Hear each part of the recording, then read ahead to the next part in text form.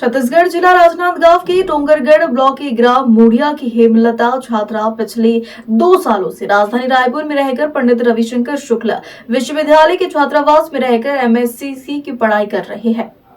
वह 7 तारीख से लापता हो गई है। आज तक उनका पता नहीं चल पाया है, जिसको लेकर उनके परिजन सहित पूरा गांव चिंतित है। परिजनों का रो रो कर बुरा हाल है। वहीं परिवार वाले ने छात्रावास के अधीक्षक सहित वहां के कर्मचारियों के ऊपर शंका जता रही और पुलिस की कार्य प्रणाली को लेकर सवाल उठा रही। 26 दिनों से ग्राम मुड़िया मोहारा के निवासी जो कि शिक्षा ग्रहण करने छत्तीसगढ़ के रविशंकर विश्वविद्यालय रायपुर छात्रावास से गायब हुई छात्रा के परिजनों ने रायपुर के सरस्वती नगर थाने में रिपोर्ट दर्ज करवाई है, लेकिन अब तक छात्रा का अता पता नहीं।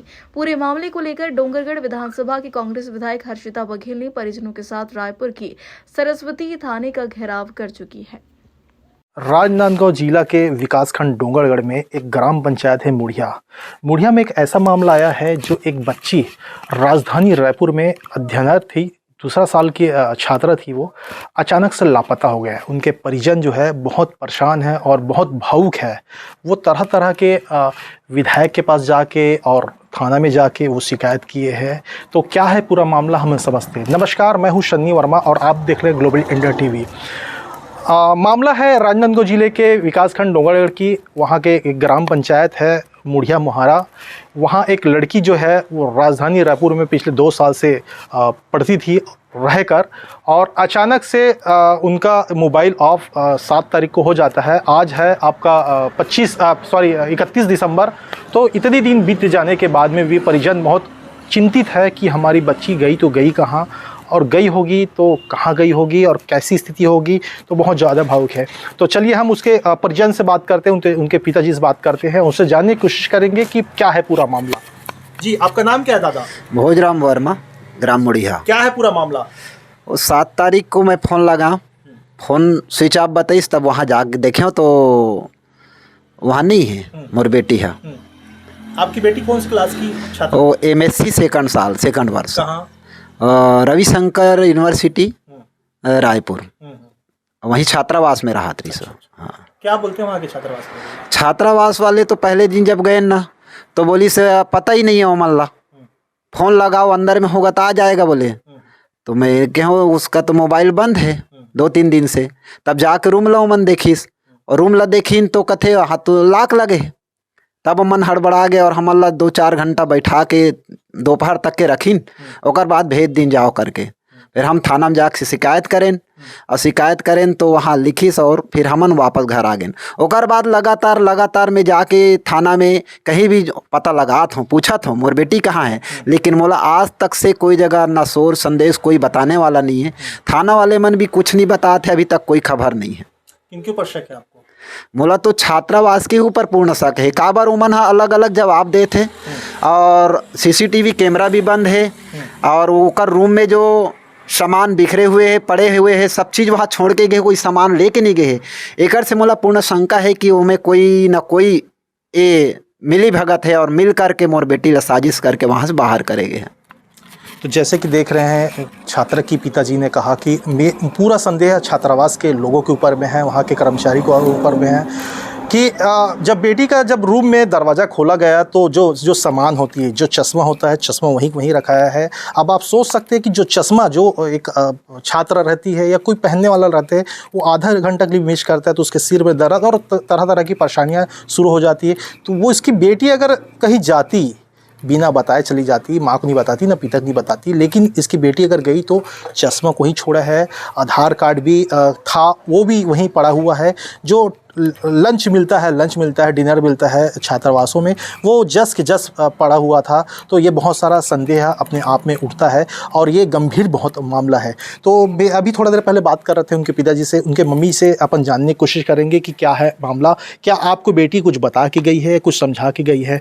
जी, आपका नाम क्या है? भोजवती वर्मा। क्या है मामा, क्या कब बेटी आपसे बात नहीं हो पाया है?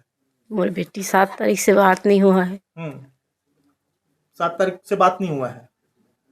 क्या लगता है आपको? तो ये ऐसा मामला है, ये भी हमको भी थोड़ा संकोच लगता है कि जब एक हम मीडिया कर्मी हैं, खबर बनाने के लिए हम दौड़ते हैं, भागते हैं, लोगों के पास जाते हैं, उनकी समस्या सुनते हैं, लेकिन ऐसा बहुत सारे चीज़ है। हम भी एक इंसान है, हम भी समझ सकते हैं एक माँ बाप के ऊपर एक बेटी का गुमशुदगी का क्या आप बीत रही होगी। तो ग्लोबल इंडिया टीवी के लिए स्टेट हेड से सन्नी वर्मा की ये खास रिपोर्ट। जी, अब क्या बताएं, इसके परिवार में बहुत बड़ा संकट है अभी। पिता जब फ़ोन लगाता है अपने बेटे के लिए तो बेटी के मोबाइल स्विच ऑफ आता है। एक दिन देखा, 2 दिन देखा, 3 दिन देखा, फ़ोन लगा करके स्विच ऑफ आया। फिर पिता स्वयं शंका के आधार पर वो सीधा अपन ट्रेन से वो निकल गया रायपुर के लिए। अब फिर वहाँ जाकर मेन गेट में जो वार्डनर है तो उससे पूछी कि मेरे बेटी से मिलना है।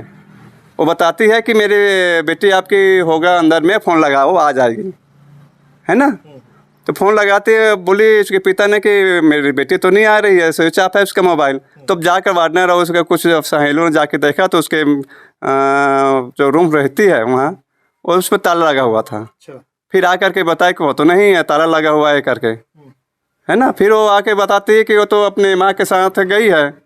फिर तुरंत वो अपना निर्णय कैसे बदलती है। कुछ देर पहले बोल रही थी कि वो अंदर है। उसके क्या लगता है भी आपको? सर मेरे को इसमें गोल मोटो जवाब दे रहा तो मुझे लगता है कहीं न कहीं इन लोगों ने चालाकी की है और लड़के को कहीं कहीं इन लोगों ने भेज दिया या फिर कहीं कहीं रखा इन लोगों ने। तो जैसे कि आप बता रहे हैं कि यहाँ के गांव वाले लोग भी रायपुर गए थे शिकायत करने के लिए। इनको पूरा शक है कि इनकी बेटी के साथ में कुछ अनहोनी ना हो या फिर कहीं अपहरण करके रखा ना हो। सरकार के द्वारा बेटी पढ़ाओ बेटी बचाओ वाला अभियान बहुत ज़ोरों शोरों से चलता है, लेकिन यहाँ पर एक बेटी और एक माँ का कई दिनों से बात नहीं हो रहा है। तो हम समझ सकते हैं कि इनकी परिवार के ऊपर और यहाँ के गांव के ऊपर में वो बच्ची को लेके क्या बीत रही होगी, ये सोचने वाली बात है। ग्लोबल इंडिया टीवी के लिए स्टेट हेड सन्नी वर्मा की विशेष रिपोर्ट। क्या बोला ये है छात्रावास में अगर कोई लड़की गायब हो रही है या आ रही है जा रही है, उसकी रिस्पॉन्सिबिलिटी किसकी बनती है? एक केयर टेकर हो चाहे हॉस्टल वार्डन। हॉस्टल वार्डन अगर केयर टेकर को रखी है वहाँ पे और वो केयर टेकर दूर से देख के कहाँ जा रहे हो बस चिल्ला दी, वो लड़की अपने मर्जी से चले जा रही तो उसमें शंका के आधार पे उस पर कोई कार्रवाई नहीं होगी। ये सब पुलिस वालों कहना। आप उसको पूछ रहे हैं कि बस ये लड़की कहाँ गई थी, क्या की थी, उसका अटेंडेंस है कि नहीं है, कुछ नहीं। ये आप पूछिए ना कि आप अटेंडेंस लिए थे कि नहीं लिए थे। वहाँ पे और भी लड़कियाँ 320 लड़कियाँ रह रही हैं। क्या आइट साइड की उस रूम के आइट साइड की लड़कियाँ किसी ने देखा है? क्या किसी रात में भाई आपने सुबह से लेकर शाम तक के एक राउंड भी नहीं घूम रही है वो वार्डन, वो केयर टेकर, तो फिर किस काम के लिए रखा गया उसको? हॉस्टल वार्डन या केयर टेकर को पूरे हॉस्टल में ग्राउंड लेना पड़ता है। जब खाने का मेस का टाइम होता है, मेस के टाइम पे ग्राउंड लेना पड़ता है। ये पहली बार की बात नहीं है, हम लोगों ने भी हॉस्टल्स में चक्कर करते हैं, हम लोगों ने भी देखा है। आज यहाँ पे इतने सारे स्टूडेंट्स हैं, अब वो बोल रही है कि मैं 10 तारीख के बाद अटेंडेंस लेना चालू की, जब वो लड़की गायब हुई तब तक ये क्या कर रही थी? यानी कि तुम खुद संरक्षण दे रहे हो। अभी क्या बातचीत हुई है, क्या आज